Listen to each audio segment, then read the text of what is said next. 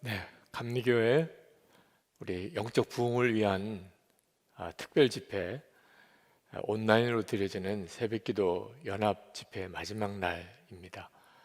오늘도 주님이 우리와 함께 말씀으로 만나 주시고 또 사모하는 우리의 마음에 응답하시고 또 기도의 힘을 또 연합하는 교회와 성도들을 더욱 붙들어 주실 것을 믿습니다. 오늘 함께 볼 말씀은 요한복음 7장 37절에서 39절 말씀입니다.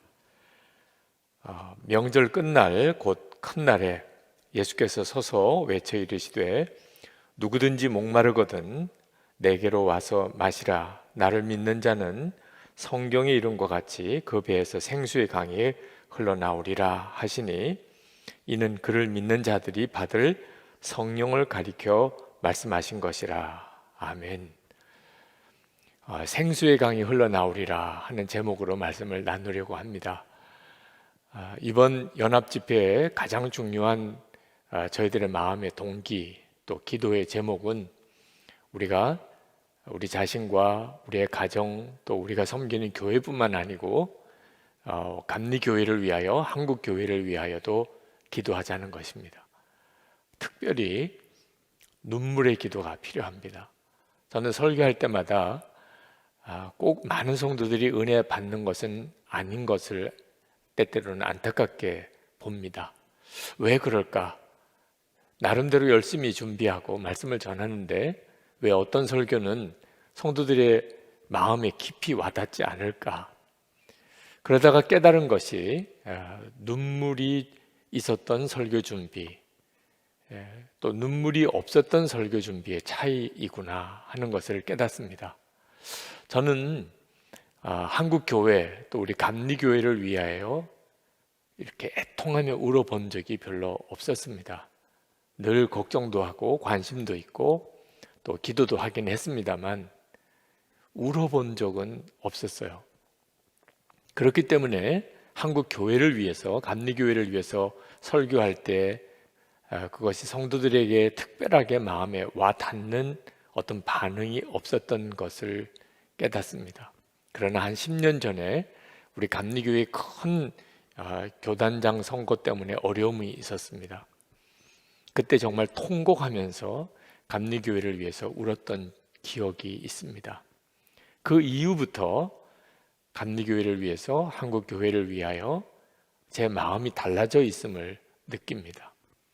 이번에 감리교회 영적 부흥을 위한 온라인 연합 집회를 하게 된 것도 사실 그때의 그 눈물의 기도의 연장선이라고 생각이 들고 이 일은 주님이 하셨다고 저는 고백합니다.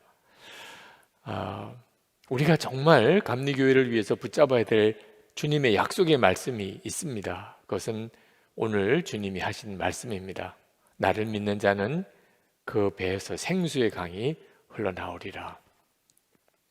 이 말씀은 정말 우리 자신에게 우리의 가정에 우리의 일터에 반드시 이루어져야 하지만 우리의 교회에 한국 교회 무엇보다 우리 감리교회에 이 말씀이 이루어져야 합니다. 주님의 약속이니까 반드시 이루어져야 하는 거죠.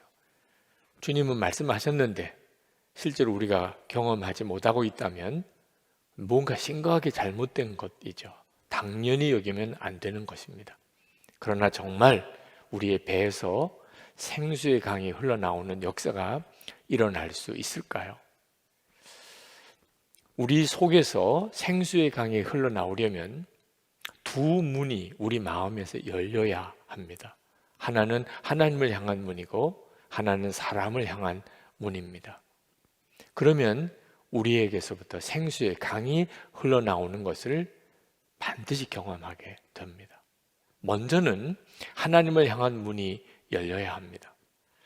예수님께서 우리 배에서 생수의 강이 흘러나올 것이라고 약속하면서 그 조건을 아주 단순 명확하게 말씀하셨습니다. 나를 믿는 자는, 그렇게 말씀하셨습니다. 예수님을 믿기만 하면 그 배에서 생수의 강이 흘러나온다는 겁니다. 그래서 어쩌면 더 믿어지지 않는 말씀입니다. 우리가 다 예수님을 믿잖아요.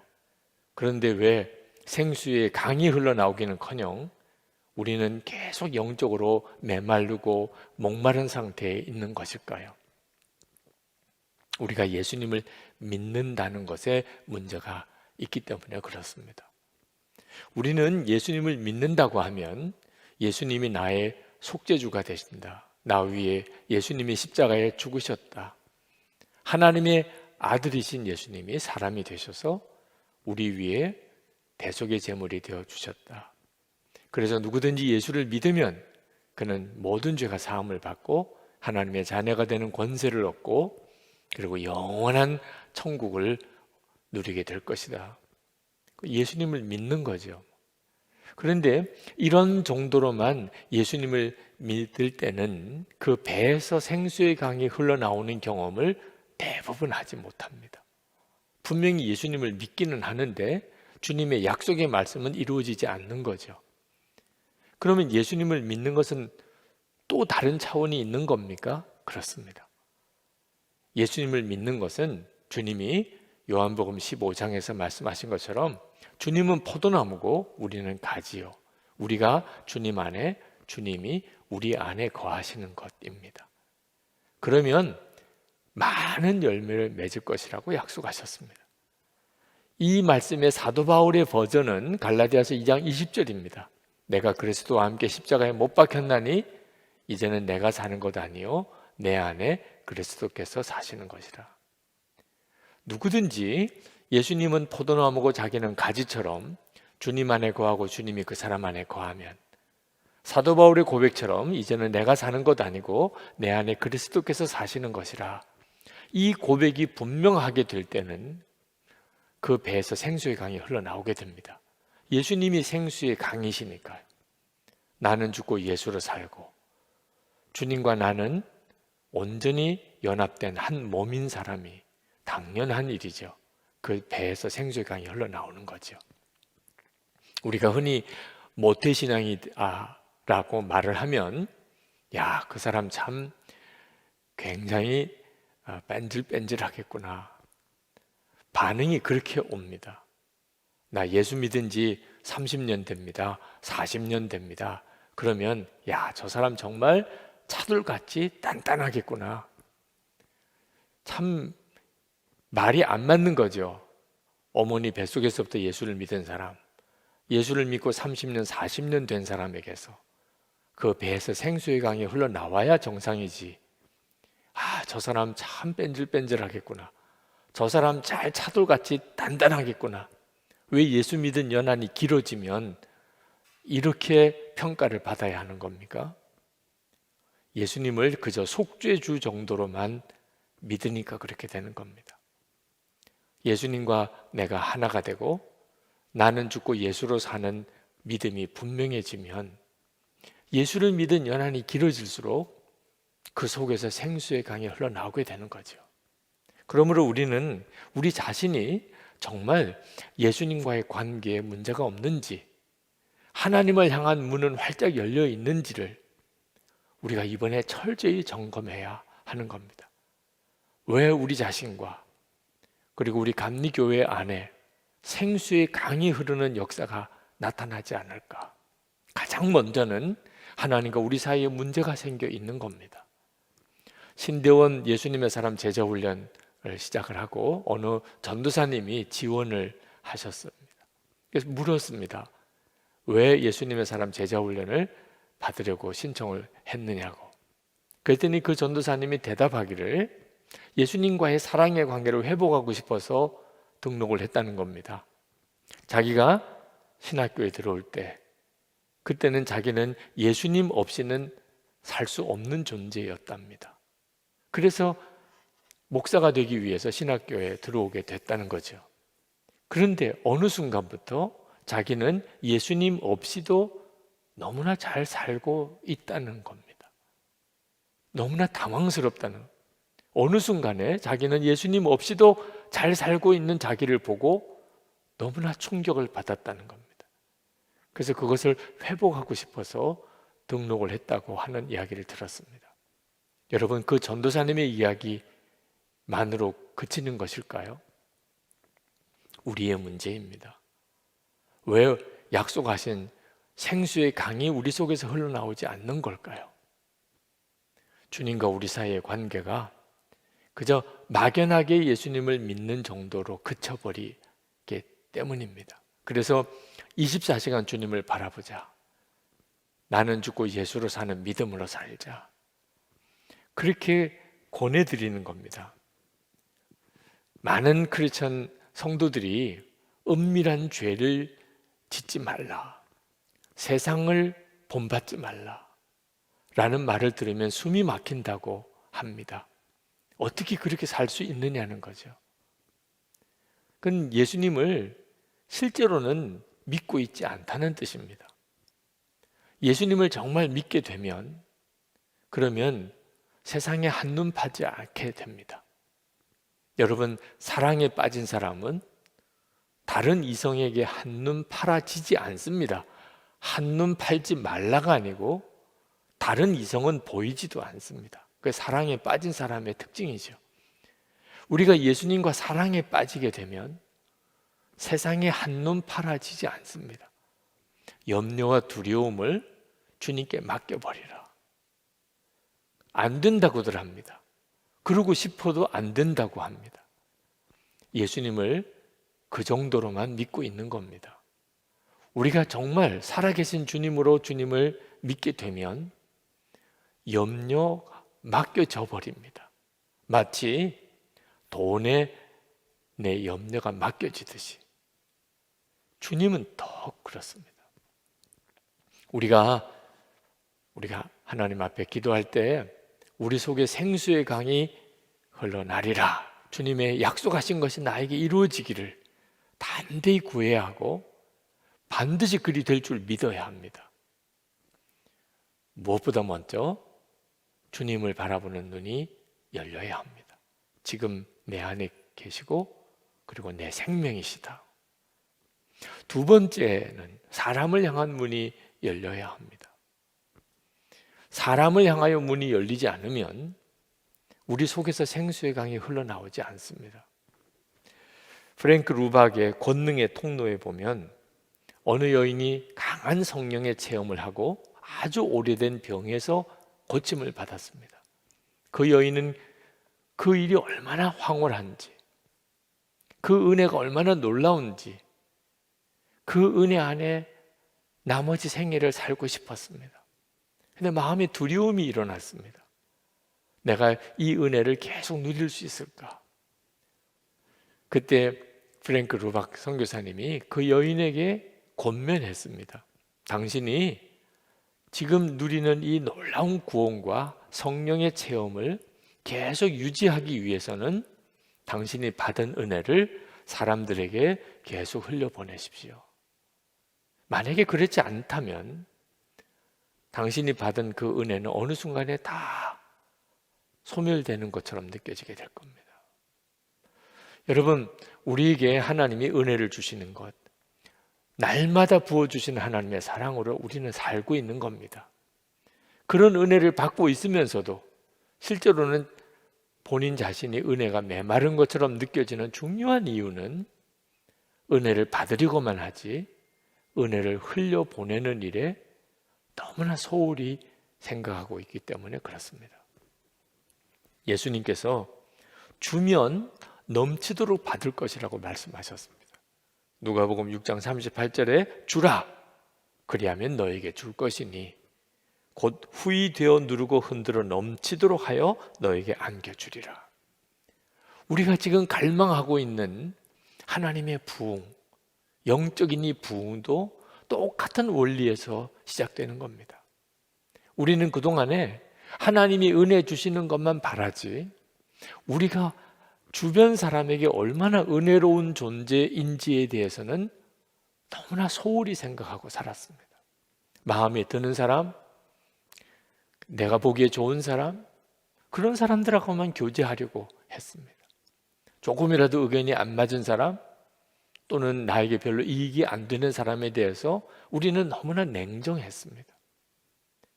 그러므로 하나님의 은혜가 우리 속에서 흘러갈 데가 없는 겁니다.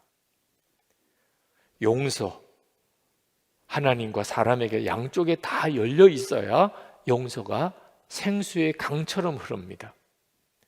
마태복음 6장 12절에 우리가 우리에게 죄 지은 자를 사하여 준 것 같이 우리 죄를 사하여 주시옵고, 용서는 하나님께로만 열려 있는 것 아닙니다.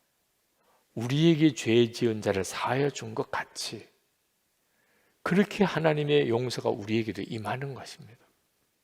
기도도 양쪽 문이 다 열려야 응답을 받습니다. 마태복음 7장 7절에 구하라 그리하면 너에게 주실 것이요 찾으라 그리하면 찾아낼 것이요 문을 두드리라 그리하면 너에게 열릴 것이니, 기도의 응답에 대한 약속을 주셨는데 12절에 가서는 그러므로 무엇이든지 남에게 대접을 받고자 하는 대로 너희도 남을 대접하라. 이것이 율법이요 선지자니라. 하나님의 기도 응답을 내가 정말 받기를 원한다면 다른 사람이 나에게 구하는 것에 대해서 내가 기꺼이 응답해 주라는 겁니다. 내가 대접받고자 하는 대로 내가 먼저 남을 대접하라는. 왜 많은 성도들이 기도의 응답이 그렇게 답답하게 이루어지지 않는 것일까요?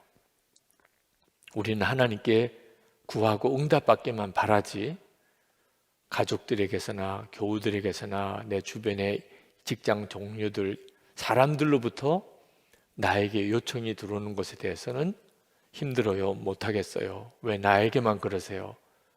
그런 태도를 가지고 있기 때문에 그렇습니다. 구원도 마찬가지입니다.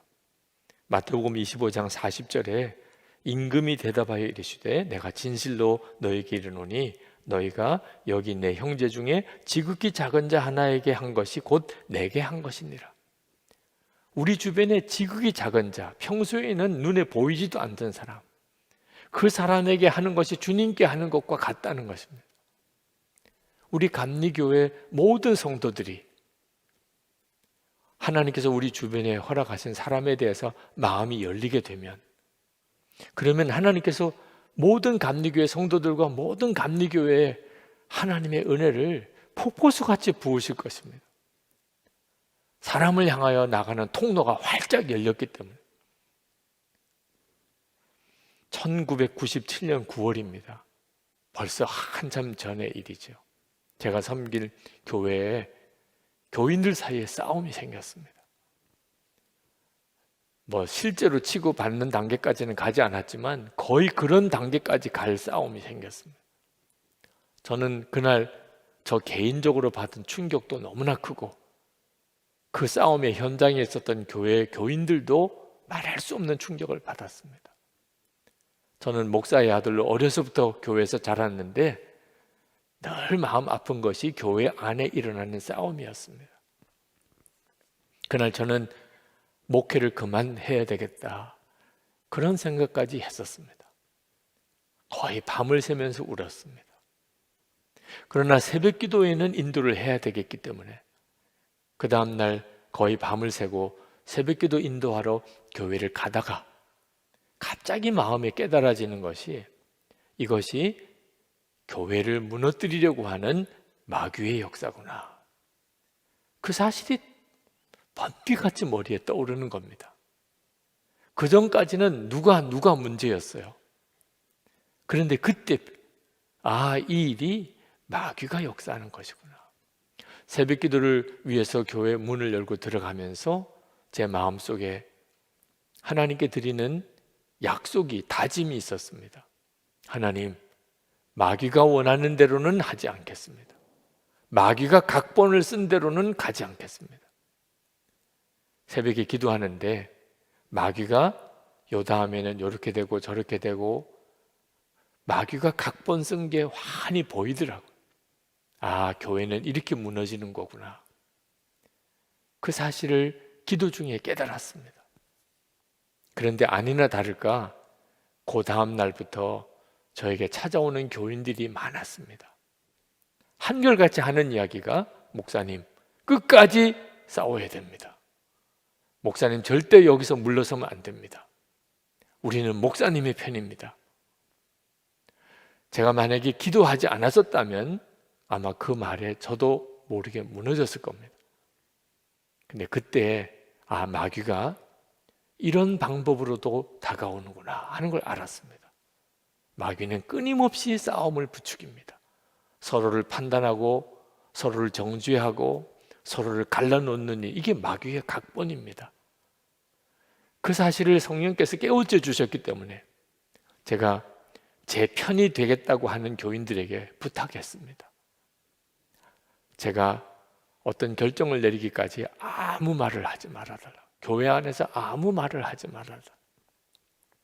그리고 반대하시는 분들의 의견대로 했습니다. 처음에는 교회가 무슨 일인가 싶은 생각이 들었던 모양입니다. 그러나 참 감사하게도 3개월 동안 그 참 기가 막힌 다툼이 일어난 다음 3개월 동안 교회는 정말 놀라우게 편안했습니다. 반대하는 쪽 편에 원하는 대로 다 해드렸기 때문에 싸울 일이 없는 거죠.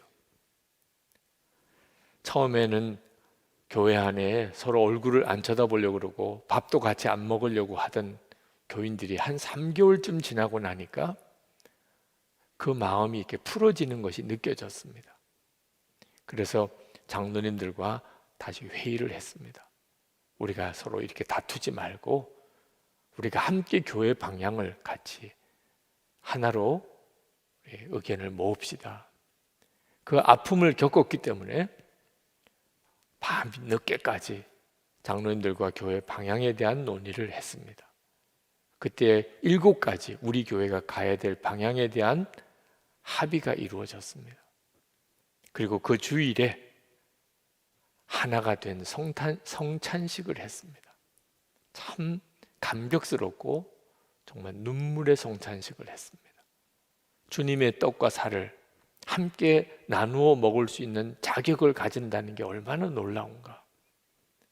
근데 참 감사한 것은 그 이후에 교회가 급성장하기 시작했습니다.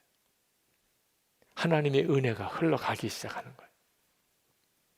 여러분, 생수의 강은 하나님과의 관계에만 달려있는 게 아닙니다. 우리 교인들 서로 사이에 문이 열려야 합니다. 혹시 여러분의 교회 안에 분열이 있고 다툼이 있습니까? 혹시 여러분 안에 같은 가족들과 친척들 또는 교우들에게 마음을 닫고 있는 대상이 있습니까? 바로 거기에 가로막혀서 생수의 강이 흐르지 못하는 것을 알아야 합니다. 사람을 향하여 문이 열려야 합니다. 그때 주님의 이 약속이 그대로 이루어집니다. 우리 안에 계신 주님이 우리를 통하여 다른 사람에게로 증거되고 드러날 때 우리는 하나님의 역사를 보게 됩니다. 이 일이 우리 교회 안에 이루어지기를, 그리고 우리 감리교회 안에 이루어지기를, 그래서 한국 교회 전체가 새 부흥을 경험하는 역사가 있게 되기를 축복합니다. 기도하겠습니다.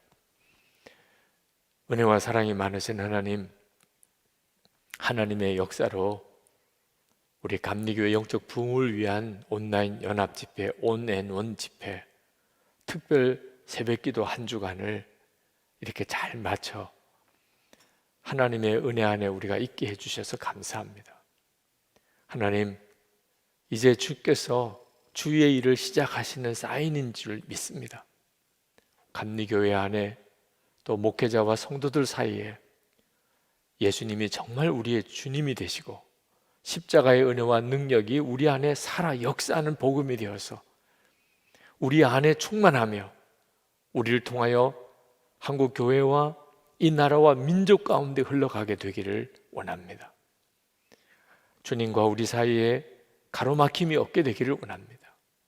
그리고 우리 주변에 있는 모든 이들을 향하여 우리가 마음을 활짝 엽니다. 나는 죽고 예수로 사는 믿음 안에 주님 우리를 통해 역사하소서. 주님의 은혜와 사랑이 놀라우게 흘러가기를 원합니다. 주 예수 그리스도 이름으로 간절히 기도합나이다. 아멘.